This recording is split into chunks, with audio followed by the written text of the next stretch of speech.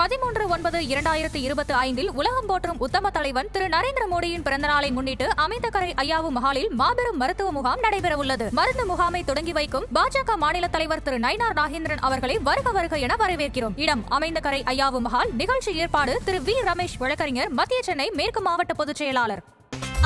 No compromise. உங்க சைடுலயும் எங்க சைடுலயும். It's a GT promise. GT Holidays, South India's #1 travel brand. பற்றி இருந்து கொண்டிருக்கிறது நேபாள். சுய அறிவு இல்லாத ஒரு இளைஞர் கூட்டம் ஒரு போராட்டத்தை முன்னெடுத்து அந்த போராட்டத்தின் மூலமாக மக்களால் தேர்ந்தெடுக்கப்பட்ட ஒரு தலைவர் வெளியேறக்கூடிய ஒரு சூழல் ஏற்பட்டிருக்கிறது. ஜனநாயகம் முழுமையாக சீர்குலைந்திருக்கிறது. நேபாள் இருக்கக்கூடிய இளைஞர்களுடைய அந்த கொதிப்பு அப்படிங்கிறது எந்த அளவுக்கு இருக்கு, இந்தியாவில் இந்த மாதிரிலாம் இருக்கா, இந்தியாவில் இன்னும் மோசமான வேலை வாய்ப்புகளே இல்லை, அரசாங்கம் வஞ்சிக்கிறது, அதை செய்து இதை செய்துன்னு சொல்லிட்டு சோசியல் மீடியாவில் ஏகப்பட்ட போஸ்ட் நம்ம பார்க்கணும். இந்த போஸ்ட் எல்லாமே எதற்காக அப்படின்னா, ஒற்றுமையாக நமக்கு என்ன தேவை அப்படிங்கிறது தெரிந்து கடுமையாக உழைக்கக்கூடிய இந்திய இளைஞர்களை குறிவைத்து நடத்தக்கூடிய இன்னொரு நரேட்டிவ் வார்ஃபேர் தான். இந்த CIA அப்படிங்கிற இந்த ஒரு அமைப்பை வைத்துதான் அமெரிக்கா கிட்டத்தட்ட உலகத்தில் இருக்கக்கூடிய மிக முக்கியமான, குறிப்பாக சின்ன நாடுகள் முதல் பெரிய நாடுகள் வரை எல்லா இடத்துலையும் அவங்க ஒரு அரசியல் சதியை அரங்கேற்றி ஜனநாயக ரீதியாக இருக்கக்கூடிய ஆட்சியை அகற்றி இவங்களுடைய கொத்தடிமைகளாக இருக்கக்கூடியவர்களை பணிய வைத்து அவங்களை வைத்து அங்கே ஆட்சி நடத்தி அதன் மூலியமாக பல்வேறு அனுகூலங்களை அவர்கள் பெற்று வருகிறார்கள். இந்திய இளைஞர்களை இந்த மாதிரி தூண்டி விடுவதன் மூலியமா எந்த ஒரு விஷயத்தையும் இவங்களால இங்க செய்யவே முடியாது அப்படிங்கறத மிக நிச்சயமாக பார்க்கணும். ஏன் அப்படின்னா, உங்களுடைய அப்பனாக இருந்த ஆங்கிலேயர்களை பார்த்த நாடு இந்தியா. நேபாளில் இவர்கள் ஆடி வரக்கூடிய மிக அபாயமான ஆட்டம் அப்படிங்கிறது மிக விரைவில் முடிவுக்கு வரும். பங்களாதேஷ்ல எப்படி நேரடியாக தலையிடாம ஓரளவுக்கு இந்தியா விலகி நின்று பார்த்ததோ, நேபாளில் அந்த மாதிரிலாம் இருக்காது. மிக நிச்சயமாக நேபாள நம்மளுடைய முன்னெடுப்பு அப்படிங்கிறது இருக்கும். நேரடியாக ராணுவத்தை அனுப்பாம அதை தாண்டி டிப்ளமேட்டிக்கா என்னென்ன விஷயங்களை செய்ய முடியும் அப்படிங்கிறத நேபாள மிக நிச்சயமாக இந்தியா செய்யும். இது இந்தியாவுக்கு ஏற்பட்டிருக்கக்கூடிய ஒரு ஆபத்தா அப்படின்னா மிக நிச்சயமாக ஒரு ஆபத்து தான். ஆனால் இதையும் நாம் தெளிவாக கடந்து வருவோம். அதற்கான நாள் மிக விரைவில் வரும். அமெரிக்காவின் ஆட்டம் பலிக்க போவதில்லை. ஆதரநேயர்களுக்கு அன்பு வணக்கம். பற்றி இருந்து கொண்டிருக்கிறது நேபாள். சுய அறிவு இல்லாத ஒரு இளைஞர் கூட்டம் ஒரு போராட்டத்தை முன்னெடுத்து அந்த போராட்டத்தின் மூலமாக மக்களால் தேர்ந்தெடுக்கப்பட்ட ஒரு தலைவர் அவர் இப்போ வெளியேறக்கூடிய ஒரு சூழல் ஏற்பட்டிருக்கிறது. ஜனநாயகம் முழுமையாக சீர்குலைந்திருக்கிறது அப்படிங்கிற அந்த ஒரு விஷயத்தை நம்ம பார்க்குறோம். இதில் நேபாள் எதற்கான உதாரணமாக இப்போ மாறி இருக்கு அப்படின்னா, ஒரு சர்வதேச சக்தி, சர்வதேச ஒரு கட்டமைப்பு அது திணிக்கக்கூடிய ஒரு விஷயத்தை உள்வாங்கி போராடக்கூடிய போராட்டக்காரர்கள், இவங்களால் ஏற்படுத்தக்கூட பாதிப்புகள் எப்படி இருக்குங்கிறதுக்கு நேபாள் இன்னொரு உதாரணமாக மாறி இருக்கு. வெறும் நேபாளுக்குள்ளே நடக்கக்கூடிய விஷயங்கள் என்ன அப்படின்னு மட்டும் இந்த காணொலியை பேசிட்டு நம்ம கடந்து போக முடியாது. இதற்கு மிக முக்கியமான காரணங்களாக என்னென்ன இருக்குது அப்படின்னு பார்க்குறோம். அதே மாதிரி இதற்கு தொடர்புடைய நாடாக இந்தியா இருக்கிறதா அப்படிங்கிற ஒரு கேள்வி இருக்குது. மிக முக்கியமாக இந்தியாவை மையப்படுத்தி தான் இந்த நகர்வு நகர்ந்திருக்கிறதா அப்படிங்கிறதையும் நம்ம பார்க்க வேண்டிய ஒரு சூழல் அப்படிங்கிறது ஏற்பட்டிருக்கு. இதற்கு ஒரு சீக்வன்ஸும் இருக்குது. அது என்னென்னு பார்ப்போம். முதல் விஷயம், செப்டம்பர் 8ஆம் தேதி ஒரு ஃபேஸ்புக் போஸ்ட். அதில் இந்த ஜென்சி அப்படிங்கிற இந்த போராட்ட குழுக்கள், இந்த போராட்டக்கூடிய இளைஞர்கள் அப்படின்னு ஒரு கூட்டமைப்பு, அவங்க எல்லாமே ஒன்று திரள்றாங்க. நேபாளில் இருக்கக்கூடிய அரசியல்வாதிகள், அவங்களுடைய வாரிசுகள், அவங்க வைக்கக்கூடிய அவங்களுடைய மிக வசதிகரமான வாழ்க்கை, இதெல்லாம் காரணமாகத்தான் நாம் இந்த மாதிரி ஒரு தர்ம சங்கடமான ஒரு சூழலில் வறுமையில் நம்ம வாட வேண்டியிருக்கு. இவங்களை அப்புறப்படுத்தணும் அப்படின்னு அதற்கு கண்டன போராட்டமாக ஒரு அறிவிக்கப்பட்ட ஒரு போராட்டம் வன்முறையாக மாறி அந்த நேபாளுடைய முன்னாள் பிரதமருடைய வீடை கொளுத்தி அந்த வீட்டில் இருந்த முன்னாள் பிரதமருடைய மனைவி உயிரோடு எரித்து கொலை செய்யப்பட்டிருக்கிறார்.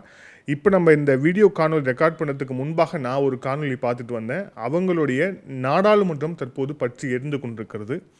எந்த அளவுக்கு மிக மோசமான ஒரு சூழ்நிலை நேபாளில் ஏற்பட்டிருக்கு அப்படிங்கிறத பார்க்குறோம். ஒரு நல்ல பக்கத்து வீட்டுக்காரனாக இந்தியாவுக்கு இதில் மிக முக்கியமான ஒரு கவலை அப்படிங்கிறது இருக்குது. அதை தாண்டி இதில் இருக்கக்கூடிய மிக முக்கியமான விஷயங்கள், குறிப்பாக இந்த சர்வதேச கை அப்படிங்கிறது எந்த அளவுக்கு கொடூரமாக இருக்கிறது அப்படிங்கிறத நம்ம விரிவாக பார்ப்போம். ஏற்கனவே இதற்கு முந்தைய காணொளிகளில் நம்ம ரொம்ப தெளிவாக சொல்லியிருந்தோம்.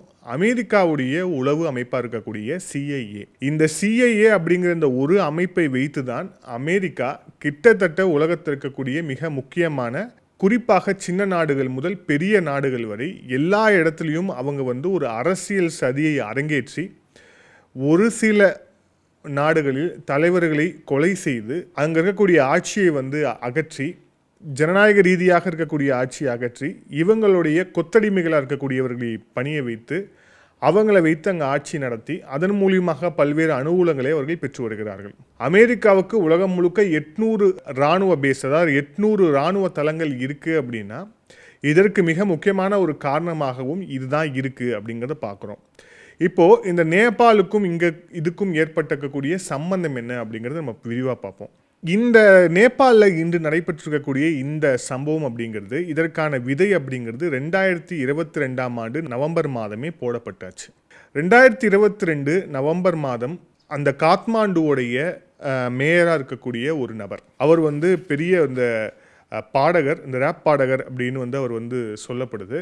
அவர் அமெரிக்காவுடைய அங்கே இருக்கக்கூடிய அம்பாசிடராக இருக்கக்கூடிய ஆர் தாம்சன் அப்படிங்கிறவரை போய் மீட் பண்ணுறார். இந்த பாலன் ஷாக்கு ஒரு சமூக வலைதளங்களில் ஒரு நல்ல ஃபாலோவர்ஷிப் இருக்குது. எந்த பாட்டெல்லாம் போட்டு இவர் பிரபலமாகிறார் அப்படின்னா, நம்ம பாய்ஸில் ஒரு பாட்டு இருக்கும், இந்த அரசியல்வாதிகளுக்கு எதிராக இந்த இடதுசாரிகள் தூண்டி விடுற மாதிரியான ஒரு பாடல் இருக்கும். அதில் நாம் யாரால் கஷ்டப்படுறோம், நாம் அரசியல்வாதிகளால் கஷ்டப்படுறோம், அவங்களுடைய வாரிசுகளால் கஷ்டப்படுறோம், நம்ம நாடு இந்த அளவுக்கு இருக்குன்னா அதுக்கு காரணம் அவங்க தான் அப்படிங்கிற அந்த பாடலை பாடி அந்த எழுச்சியை ஏற்படுத்தி அங்கே இருக்கக்கூடிய இளைஞர்களை இவர் பின்னாடி வச்சிருக்கக்கூடிய ஒரு சோஷியல் மீடியா இன்ஃப்ளூயன்சர் தான் இந்த நபர். இந்த நபர் ஃபர்ஸ்ட் போய் அமெரிக்காவுடைய அந்த அம்பாசிடர் தாம்சன் கூப்பிட்டு விருந்து கொடுத்து பரிசும் கொடுத்து அனுப்புகிறார். ஆனால் இதோட அந்த பிளாட் அப்படிங்கிறது முடியல. இதுதான் பக்காவான ஒரு CIA பிளாட். அவங்களுக்கு யார் தேவைன்னு நினைக்கிறாங்களோ அவங்கள நேரடியாக தொடர்பு கொண்டு அவங்கக்கிட்ட பேசுவாங்க. அந்த பேசி அந்த விஷயம் முடிந்த பிறகு அவங்களுக்கான ஆதரவு, அந்த போராட்டத்திற்கான விதை அப்படிங்கிறது அங்கே போடப்படும். இப்படி தான் பங்களாதேஷ்லையும் இந்த ஜமாத்தி இஸ்லாம் அப்படிங்கிற ஒரு அமைப்பாக இருக்கட்டும், BNPங்கிற ஒரு அரசியல் கட்சியாக இருக்கட்டும், இவங்க எல்லாருமே ஏதோ ஒரு வகையில் அமெரிக்காவுடைய தூதர்களை சந்தித்திருக்கிறார்கள். அதுவும் குறிப்பாக ஷேக் ஹசீனா வெளியேறுவதற்கு முன்பாகவே இந்த சந்திப்பு நடந்திருக்கிறது அப்படிங்கிறது தான் மிக முக்கியமான ஒரு விஷயம். அதே மாதிரியான ஒரு சந்திப்பு நேபாளிலும் நடந்திருக்கிறது.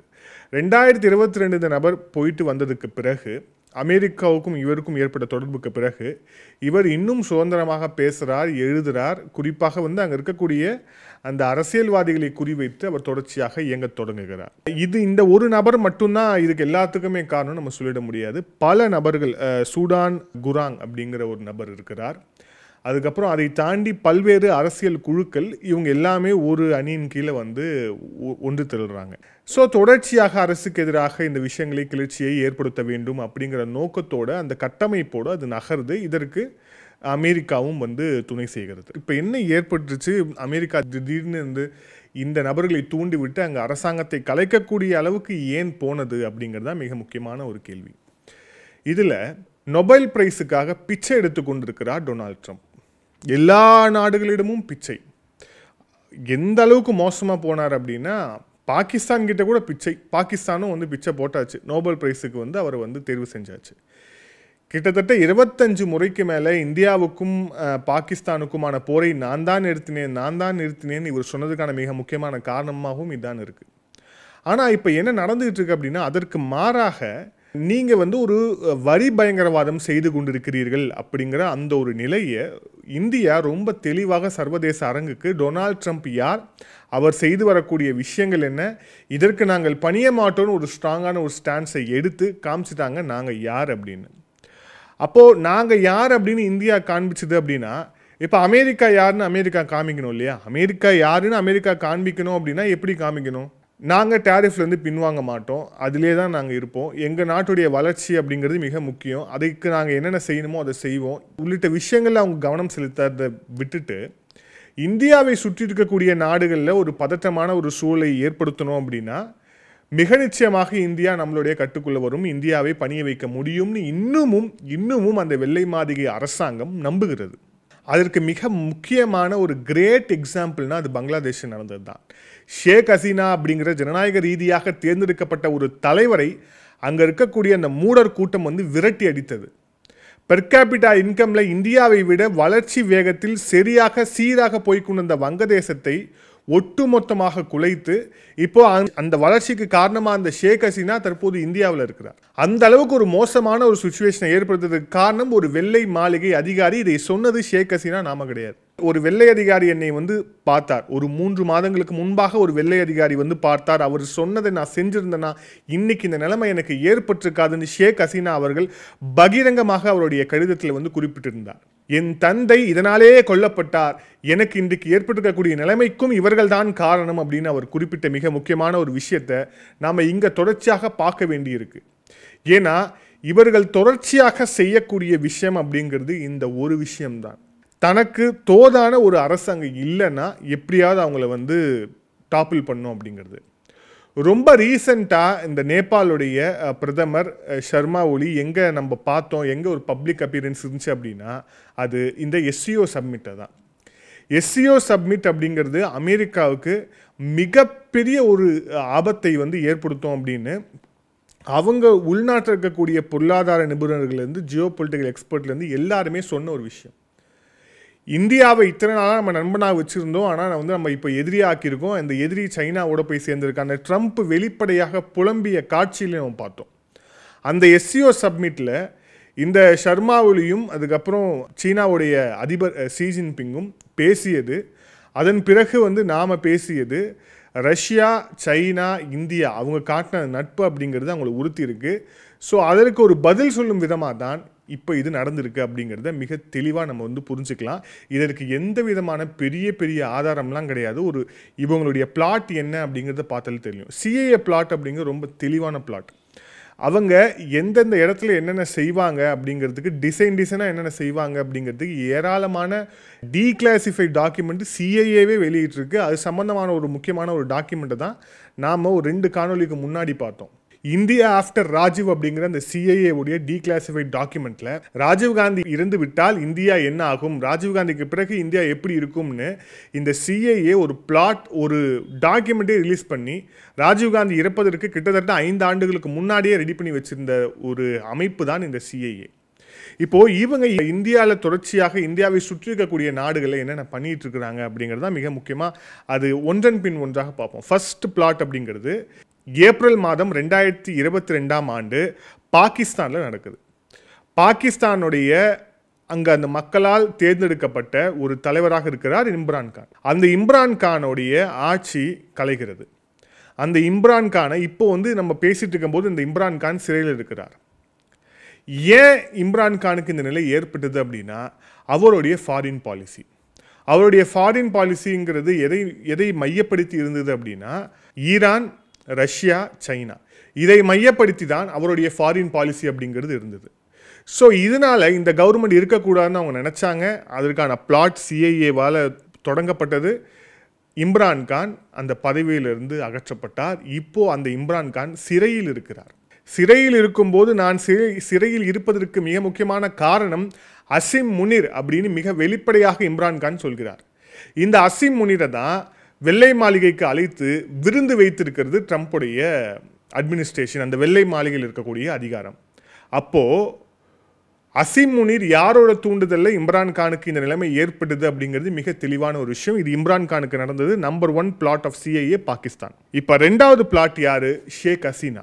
ஸோ ஷேக் ஹசீனாவுக்கும் இதுதான் வந்து நடந்தது. ஷேக் ஹசீனாவுக்கு நடந்ததுக்கு மிக முக்கியமான காரணமாகவும் அதன் பின்னணியில் இருக்கக்கூடியதும் அமெரிக்கா தான். ஷேக் ஹசீனா கிட்ட அந்த சென்ட் மார்ட்டின் ஐலண்டை இந்த அமெரிக்கா கேட்டது. அதற்கு ஷேக் ஹசீனா மறுத்தார். அதற்காக அவருக்கு இந்த நிலைமை ஏற்பட்டிருக்கிறது. அடுத்தது மியான்மர். மியான்மர்லையும் இதே மாதிரி ஒரு உள்நாட்டு கிளர்ச்சியை அமெரிக்கா ஏற்படுத்துகிறது. அங்கே கிறிஸ்டின் மெஜாரிட்டி இருக்கக்கூடிய ஒரு பகுதியை தனி நாடாக அறிவிக்க கோரி அங்கே ஒரு பிரச்சனையை பண்ணி அதன் மூலியமாக அங்கே மிகப்பெரிய ஒரு உள்நாட்டு போரையே வந்து அமெரிக்கா தொடங்கியிருக்கு அப்படிங்கிறத பார்க்குறோம். அதில் உள்ளே இருக்கக்கூடிய நிறைய ஃபேக்டர்ஸில் அது ரஷ்யாவுடைய கையும் இருக்குது, சைனாவுடைய கையும் இருக்குது. நாமளும் நிறைய விஷயங்கள் அங்கே வந்து ஏன்னா நமக்கும் மியான்மரில் மிகப்பெரிய இன்ட்ரெஸ்ட் இருக்கிறதால நாமளும் அதில் தலையிட்டுருக்கிறோம். ஸோ மியான்மரில் இந்த மாதிரி ஒரு நிலை அதற்கு தொடக்க புள்ளியாக இருந்ததும் அமெரிக்கா தான். ஸோ தொடர்ச்சியாக இப்போ இந்த மாதிரி நாடுகள்லாம் வந்துக்கிட்டே இருந்தது. இப்போ அடுத்தபடியாக வந்திருக்கிறது நேபாள். நேபாளில் அவங்க குறிவைத்ததுக்கான மிக முக்கியமான காரணமாக இருக்கிறது சர்மா ஒலி அப்படிங்கிற அந்த தலைவர். அவர் வந்து சைனாவோட மிக நெருக்கமாக இருக்கக்கூடிய ஒரு தலைவராக இருக்கிறார். அதே மாதிரி ரொம்ப ரீசண்டாக நாமளே அந்த ஒரு விஷயத்தை வந்து பதிவு பண்ணியிருக்கிறோம். காஷ்மீரில் நாம் வந்து இந்த எல்லை தாண்டிய பயங்கரவாதத்தை டைட் பண்ண பிறகு இந்த பாகிஸ்தானில் இருக்கக்கூடிய பயங்கரவாதிகள், மிக குறிப்பாக 2 அமைப்பு, அந்த ஹிஜ்முல் முஜாஹிதீன் அப்புறம் வந்து லஷ்கர் இ தொய்பா, இந்த 2 அமைப்பும் இந்தியாவில் தீவிரவாதிகளை ஊடுருவ வைக்க நாம் வேறு வழிகளை பார்க்க வேண்டிய ஒரு கட்டாயத்திற்கு வந்து இவங்க தள்ளப்பட்டாங்க. அப்போ தள்ளப்பட்டப்போ அவங்களுக்கு இருந்த 2 மிக முக்கியமான இடம், ஒன்று நேபாள், இன்னொன்று மியான்மர். நேபாள் மூலியமாக அதை ஒரு வேவாக வச்சு, அதை ஒரு மிக முக்கியமான ஒரு வழியாக வச்சு அதன் மூலியமாக பயங்கரவாதிகளை இந்தியாவில் ஊடுருவ வைக்கலாம் அப்படிங்கிறது அவங்களுடைய திட்டமாக இருந்தது. இந்த திட்டத்தை நம்ம ஏற்கனவே நம்மளுடைய காணொலியில் பதிவு செஞ்சுருக்கிறோம். ஸோ இப்போது இந்தியாவை எந்தெந்த வகையெல்லாம் டிஸ்டர்ப் பண்ணலாம், இந்தியாவை எப்படியெல்லாம் பணிய வைக்க முடியும் அப்படிங்கிறத தொடர்ச்சியாக அவங்களுடைய அந்த விஷயத்தை அவங்க செஞ்சுக்கிட்டே இருக்கக்கூடிய ஒரு விளைவு தான் இப்போது ஏற்பட்டிருக்கிறது. இதில் இன்னொரு மிக முக்கியமான விஷயம் என்ன அப்படின்னா, நமக்கும் நேபாளுக்கும் நம்ம வந்து பார்டர் கண்ட்ரிஸாக வந்து இருக்கிறோம். நமக்கும் நேபாளுக்கும் 1751 கிலோமீட்டர் நமக்கு வந்து பார்டர் ஏரியா இருக்குது. நம்மளுடைய உத்தராகண்ட், உத்தரப்பிரதேஷ், பீகார், வெஸ்ட் பெங்கால், சிக்கிம் உள்ளிட்ட மாநிலங்கள் எல்லாமே நேபாளோட அவங்க பார்டரை வந்து நம்ம பகிர்ந்துருக்கோம். அது மிக முக்கியமாக உத்தரப்பிரதேஷ் இந்தியாவுடைய மிகப்பெரிய ஒரு மாநிலம். ஸோ இவங்க இந்த மாநிலங்கள் எல்லாமே வந்து நேபாளோடு அவங்களுடைய பார்டரை பகிர்ந்துருக்காங்க. அப்படிங்கிறதால இது இந்தியாவுக்கு கடும் நெருக்கடியாக இருக்கும் அப்படிங்கிறது மிக நிச்சயமாக அந்த வெள்ளை மாளிகையில் உட்கார்ந்துருக்கக்கூடிய அந்த அதிகார மையங்களுக்கு மிக நிச்சயமாக தெரியும். அதன் ஒரு வெளிப்பாடும் தான் இப்போ நேபாளில் ஏற்பட்டிருக்கக்கூடிய இந்த நிலை அப்படிங்கிறத பார்க்குறோம். ஆனால் பங்களாதேஷை ஏற்படும் போது அங்கே யூனஸ் அப்படிங்கிற அமெரிக்காவுடைய ஒரு கொத்தடிமை ரிட்டையர் ஆகிட்டு வீட்டில் வந்து ப்ரொஃபஸர் பென்ஷன் வாங்கிட்டு இருந்த ஒரு நபரை கூட்டு வந்து நீ தான் நாட்டை ஆள போகிற அப்படின்னு இந்த அமெரிக்காவுடைய இந்த வெள்ளை மாளிகை அதிகாரம் ஒரு கோமாளியை உட்கார வச்சு ஒரு கண்ட்ரியை ரன் பண்ணிட்டு இருக்கிறாங்கல்ல, அந்த மாதிரி நேபாளில் செய்ய விடாது இந்தியா அப்படிங்கிற மிக முக்கியமான ஒரு நகர்வு இப்போ வந்து வெளியாக தொடங்கியிருக்கு. பங்களாதேஷில் இவங்களுடைய ஆட்டம் அப்படிங்கிறது மிக நிச்சயமாக அந்த ஆட்டத்தை இவர்கள் தொடங்கி வைத்த ஆட்டத்தை இந்தியா நிச்சயமாக முடிக்கும் சொல்லியிருந்தோம். அதற்கான காய் நகர்த்தல்கள் ஒரு பக்கம் தீவிரமாக போய் கொண்டிருக்கிறது. மிக விரைவில் பங்களாதேஷில் எலெக்ஷன் நடக்க இருக்கு. தமிழ்நாட்டில் எலெக்ஷன் நடக்கிறதுக்கு முன்பாக அங்கே வந்து எலெக்ஷன் வந்து நடந்து முடிஞ்சிடும். ஸோ அந்த எலெக்ஷனில் என்ன அவுட்கம் இருக்குன்னு நம்ம பார்க்க போகிறோம். ஸோ அதற்கு அந்த நெருக்கடியை சமாளித்து அதுலேருந்து வெளில வருவதற்கு முன்பாகவே இப்போ நேபாளை இவங்க ஏற்படுத்தியிருக்காங்க அப்படின்னா இதுதான் அவங்களுடைய மிக முக்கியமான ஒரு டாக்டிக்ஸ். அதே மாதிரி ரொம்ப ரீசண்டாக மோடி என்னுடைய நண்பர், இந்தியா வந்து என்னுடைய நெருக்கமான நாடு, நான் திருப்பியும் வந்து அவர்கிட்ட பேசுவேன், is a great friend of mine அப்படின்னு வந்து ட்ரம்ப் இந்த மாதிரி அளந்து விட்டதுக்கான மிக முக்கியமான ஒரு காரணமாக என்ன இருக்குன்னா, உங்களை எந்த வழியில் பணிய வைக்கணும், வேறு வழியில் பணிய வைக்கிறதுக்கு எங்களுக்கு தெரியும் அப்படிங்கிறது வந்து குத்தி காட்டும் விதமாக தான் இது இருந்தது அப்படிங்கிறத நம்ம நிச்சயமாக புரிஞ்சுக்கலாம். இதனால் ட்ரம்ப் வந்து மனம் மாறிட்டார், மனம் திருந்திட்டார் அப்படின்னா இவர்கள் திருந்த போவதே இல்லை அப்படிங்கிறத நேபாள் மீண்டும் உறுதி செய்திருக்கிறது.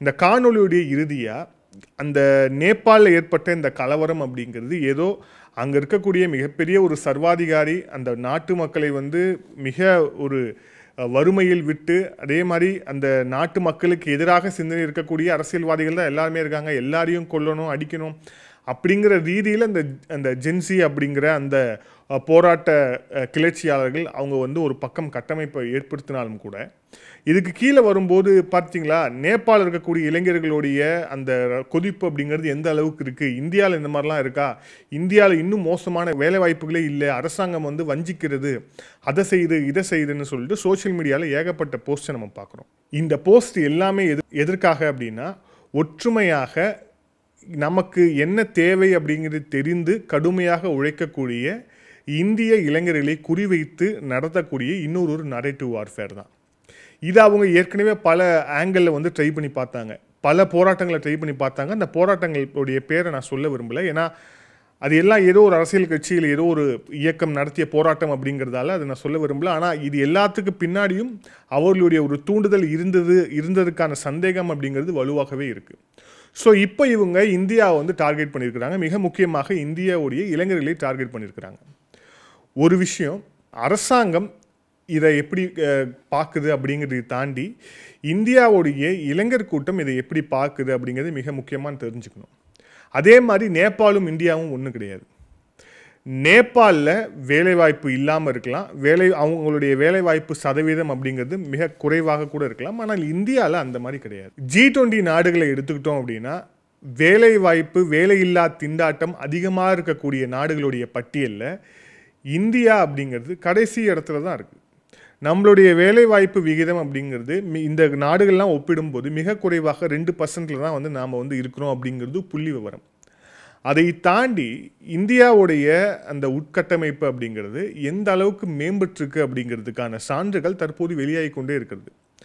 IMF, இந்த அமெரிக்காவுடைய சார்பாக இருக்கக்கூடிய IMF சொல்லியிருக்க விஷயம் என்னென்னா 2028 இந்தியா உலகத்தின் 3வது பொருளாதார நாடாக இருக்கும் அப்படின்னு இந்தியாவை IMF சொல்லியிருக்கு. IMFங்கிறது இவங்களுடைய ஒரு கைப்பாவை அமைப்பு தான். ஆனால் புள்ளி விவரங்களையும் இந்த நம்பர்ஸையும் அவங்களால மறுக்கவே முடியாது. அதனால தான் அவங்க வந்து ஒத்துக்கிட்டு இருக்கிறாங்க. அதே மாதிரி 3வது நாடாக மிக வலிமையாக வளரக்கூடிய ஒரு நாடாக இந்தியா இருக்கிறது அப்படின்னு. அதே மாதிரி இங்கே இருக்கக்கூடிய அரசாங்கமும் இளைஞர்களுடைய தேவையை அறியாத அரசாங்கம் கிடையாது. மிக குறிப்பாக நேபாளில் இருக்கக்கூடிய அரசாங்கத்தையும் இங்கே இருக்கக்கூடிய அரசாங்கத்தையும் ஒப்பிட்டு நிறைய போஸ்ட்டு அப்படிங்கிறது வந்துக்கிட்டே இருக்குது அப்படிங்கிறத பார்க்குறோம். அந்த மாதிரியான ஒரு நரேட்டிவ் அப்படிங்கிறது மிக தெளிவாக வந்து அவங்க வந்து உருவாக்குறது அப்படிங்கிறத நம்ம வந்து புரிஞ்சிக்க வேண்டிய ஒரு கட்டாயம் அப்படிங்கிறது இருக்குது. இங்கே நம்மளுடைய மாணவர்கள் தன்னார்வலர்கள்னு தன்னெழுச்சியாக வந்து இங்கே வந்து தொழில் முனைவோராக மாறக்கூடிய ஒரு காலம், ஒரு நேரம் அப்படிங்கிறதும் அதற்கான சூழல் அப்படிங்கிறதும் இந்தியாவில் இருக்குது. ஆனால் வேற எங்கேயாவது மிக குறிப்பாக மிகப்பெரிய ஒரு போராட்டம் ஏற்பட்ட நேபாளில் இருக்கா அப்படின்னா அது மிகப்பெரிய ஒரு கேள்விக்குறி தான். ஆனால் அதையே ஒரு நரேட்டிவாக இவங்க வந்து மாற்ற பார்க்குறாங்க அப்படிங்கிறது தான். இதில் அரசாங்கம் கொண்டு வந்த திட்டங்கள் அப்படிங்கிறது ஒன்று, தனியார் அவங்களுடைய செல்ஃப் இன்ட்ரெஸ்ட்டில் அவங்க கொண்டு போன விஷயம் அப்படிங்கிறத தாண்டி அரசாங்கம் செய்திருக்கக்கூடிய விஷயங்கள் என்னென்ன அப்படின்னு ஒரு சின்ன ஒரு ரீகேப்பை ஒரு 2 நிமிஷத்தில் பார்த்துருவோம். இப்போ இந்த வேலைவாய்ப்புன்னு சொல்கிறாங்க இல்லையா, இந்த குறிப்பாக நம்மளுடைய முன்னாள் நிதியமைச்சர் ப. சிதம்பரம் அவர்கள் கூட வந்து இப்போது போராட்டம்லாம் நடக்குதுன்னா அதுக்கு வந்து வேலையில்லா தன்மை தான் காரணம் அப்படின்ட்டு வந்து அவர் சொல்லியிருந்தார். ஸோ வேலையில்லா தன்மை அப்படிங்கிறது இந்தியாவில் தலைவிரித்தாடுது. ஸோ நேபாளுக்கு அடுத்தபடியாக வந்து இந்த இளைஞர் புரட்சி அப்படிங்கிறது இந்தியாவில் வெடிக்கும் அப்படின்லாம் நிறைய பேர் ஃபயர் விட்டுட்டு இருக்கிறாங்க. அந்த மாதிரியான எந்த ஒரு சூழலும் இந்தியாவில் ஏற்பட போவதில்லை. குறிப்பாக இந்தியாவில் இருக்கக்கூடிய அரசாங்கத்துடைய நேஷனல் கரியர் சர்வீஸ் போர்ட்டல் அவங்களுக்கான வேலை வாய்ப்பு அப்படிங்கிறது இதன் மூலியமாக கிடைத்தவர்கள் 44 லட்சம் பேருக்கு இதன் மூலியமாக வேலை வாய்ப்பு அப்படிங்கிறது கிடைச்சிருக்கு. ஸோ இந்த வேலை வாய்ப்பு கிடைச்சிருக்கு அப்படிங்கிறதை தாண்டி அரசு சார்பில் பல்வேறு திட்டங்களும் வந்து இதுலேருந்து முன்வைக்கப்படுது. மிக குறிப்பாக சொல்லணும் அப்படின்னா பிரதான் மந்திரி விக்சித் பாரத் ரோஜர் யோஜனா அப்படிங்கிற பேரில் பயனாளிகளுக்கு நேரடியாக குறிப்பாக இந்த வேலை தேடுபவர்களுக்கு அவங்களுடைய வேலையை உருவாக்கி கொள்ளும் விதமாக அவங்களுக்கு சப்போர்ட் பண்ணுறதுக்காக இந்த ஸ்கீம் வந்து கொண்டு வரப்பட்டிருக்கிறது. இதன் மூலியமாக கிட்டத்தட்ட 3.5 கோடி பேருக்கு இதனால் வந்து வேலை வாய்ப்பு வந்து உருவாக்க முடியும். இதற்காக ஒதுக்கப்பட்ட தொகை அப்படிங்கிறது 99,000 கோடி அப்படிங்கிறது நம்ம இதில் வந்து பார்க்குறோம். ஸோ இந்த மாதிரி வேரியஸ் ஸ்கீம்ஸ் அப்படிங்கிறது நம்மளுடைய அரசாங்கத்தின் சார்பில் மிக குறிப்பாக இந்த வேலைவாய்ப்பு உள்ளிட்ட விஷயங்களை நம்ம இந்த சவாலை வந்து எதிர்கொள்வதற்காக நாம் வந்து இதை செஞ்சுருக்காங்க நம்மளுடைய அரசாங்கம் அப்படிங்கிறது மிக முக்கியமான ஒரு விஷயமா இருக்குது. அதை தாண்டி சொல்லணும் அப்படின்னா ரொம்ப பிரபலமாக தமிழகத்தில் அதிகமான அவைல் பண்ணியிருக்கக்கூடிய ஒரு ஸ்கீம் பற்றி சொல்லணும் அப்படின்னா முத்ரா. இந்த முத்ரா யோஜனா அப்படிங்கிற ஸ்கீம் மூலியமாக கிட்டத்தட்ட நாடு முழுவதும் இருக்கக்கூடிய அந்த பயனாளிகளுக்கு 33 லட்சம் கோடி இதுவரை வந்து கொடுக்கப்பட்டிருக்கிறது. இதில் கிட்டத்தட்ட 68% அப்படிங்கிறது பெண்கள். ஸோ பெண்களும் தொழில் முனைவோராக நேரடியாக மாறிக்கொண்டே இருக்கிறார்கள் அப்படிங்கிறது மிக முக்கியமான ஒரு உதாரணமாக இருக்குது. இப்போ நம்மளுடைய கோயம்புத்தூர், திருப்பூர் உள்ளிட்ட கொங்கு பெல்ட் எல்லாம் போகும்போது அங்கே வந்து பெண் தொழில் முனைவோர்கள் அதிகமாக இருக்கிறாங்க. விவசாயம் சார்ந்து வரக்கூடிய ப்ராடக்ட்லேருந்து வேல்யூ ஆடட் ஒரு ப்ராடக்டை ஒரு வேல்யூ ஆடட் ப்ராடக்டாக மாற்றி அதன் மூலியமாக லட்சக்கணக்கில் டேர்ன் ஓவர் பண்ணக்கூடிய பெண் தொழில் முனைவோர் ஜாஸ்தியாக இருக்கிறாங்க. இது எல்லாத்துக்குமே இந்த முத்ரா யோஜனா அப்படிங்கிறது மிக முக்கியமான ஒரு பங்கு வந்து ஆற்றுது அப்படிங்கிற அந்த ஒரு விஷயத்தை வந்து நம்ம மிக தெளிவாக பார்க்குறோம். ஸோ இது எல்லாமே இந்த அரசாங்கம் இளைஞர்களை மையப்படுத்தி வழங்கக்கூடிய திட்டங்களாக இது எல்லாமே இருக்குது. இது எல்லாத்தையும் கடந்து ஒரு வேலைவாய்ப்பு உருவாக்கணும் அப்படின்னா அந்த வேலைவாய்ப்புக்கு என்னென்ன தேவை, அதற்கு நம்மளுடைய உழைப்பு என்ன, அதற்கு நம்மளுடைய முயற்சி என்ன அப்படின்னு அதை நோக்கி நகர்ந்து கொண்டிருக்கிறார்கள் இந்திய இளைஞர்கள். ஸோ இந்திய இளைஞர்களை இந்த மாதிரி தூண்டி விடுவதன் மூலிமா எந்த ஒரு விஷயத்தையும் இவங்களால் இங்கே செய்யவே முடியாது அப்படிங்கிறத மிக நிச்சயமாக பார்க்குறோம். ஏன் அப்படின்னா, உங்களுடைய அப்பனாக இருந்த ஆங்கிலேயர்களை பார்த்த நாடு இந்தியா. அதே மாதிரி இந்த நாடுக்குன்னு நம்மளுடைய நாட்டுக்கு அப்படின்ற மிக முக்கியமான ஒரு முதுகெலும்பாக சுயமரியாதையும் சுய சிந்தனையும் இருக்கக்கூடிய இளைஞர் கூட்டமும் இங்கே இருக்கிறாங்க. ஸோ இங்கே இருக்கக்கூடிய இளைஞர்களை இலங்கை மாதிரியோ வங்கதேசம் மாதிரியோ இல்லை மியான்மர் மாதிரியோ நேபாள் மாதிரியோ எந்த ஒரு நாடை எக்ஸாம்பிள் எடுத்தாலும் இங்கே இருக்கக்கூடிய இளைஞர்கள் அதை விட ஜாஸ்தியாக தான் இருக்கிறாங்க அப்படிங்கிறத பார்க்குறோம். அதே மாதிரி நம்மளுடைய உள்நாட்டு வளர்ச்சியும் சீராக இருக்கிறது. அதை நோக்கி நகர்ந்து கொண்டு இருக்கிறோம். அதற்கு மிக முக்கியமான எக்ஸாம்பிளாக தான் இந்த IMF சொல்லிக்கக்கூடிய டேட்டாஸ் நம்ம பார்க்க முடியும். இவர்களுடைய பருப்பு அப்படிங்கிறது எங்கே வேணால் வேகலாம், இந்தியா கிட்ட வேகாது. நேபாளில் இவர்கள் ஆடி வரக்கூடிய மிக அபாயமான ஆட்டம் அப்படிங்கிறது மிக விரைவில் முடிவுக்கு வரும். பங்களாதேஷில் எப்படி நேரடியாக தலையிடாமல் ஓரளவுக்கு இந்தியா விலகின்னு பார்த்ததோ, நேபாளில் அந்த மாதிரிலாம் இருக்காது. மிக நிச்சயமாக நேபாளில் நம்மளுடைய முன்னெடுப்பு அப்படிங்கிறது இருக்கும். நேரடியாக இராணுவத்தை அனுப்பாமல் அதை தாண்டி டிப்ளமேட்டிக்காக என்னென்ன விஷயங்களை செய்ய முடியும் அப்படிங்கிறத நேபாளில் மிக நிச்சயமாக இந்தியா செய்யும். இது இந்தியாவுக்கு ஏற்பட்டிருக்கக்கூடிய ஒரு ஆபத்தா அப்படின்னா மிக நிச்சயமாக ஒரு ஆபத்து தான். ஆனால் இதையும் நாம் தெளிவாக கடந்து வருவோம். அதற்கான நாள் மிக விரைவில் வரும். அமெரிக்காவின் ஆட்டம் பலிக்கப் போவதில்லை. மீண்டும் இன்னொரு காணொலியில் சந்திப்போம். நன்றி, வணக்கம்.